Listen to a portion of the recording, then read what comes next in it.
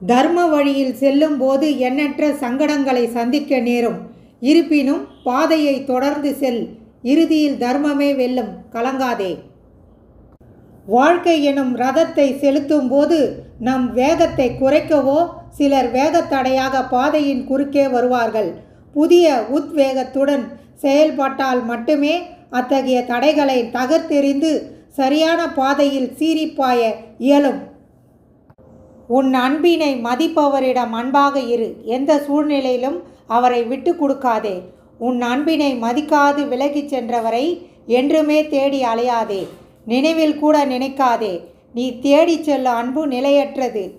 உன்னை தேடி வரும் அன்பே நிலையானது. நம் செயல்களால் மற்றவர்கள் வருந்தக்கூடாது என நினைப்போர்தான் இங்கு பல சூழ்நிலைகளில் வருந்தத்தக்க நிலைக்கு தள்ளப்படுகின்றனர் மற்றவர்களால்.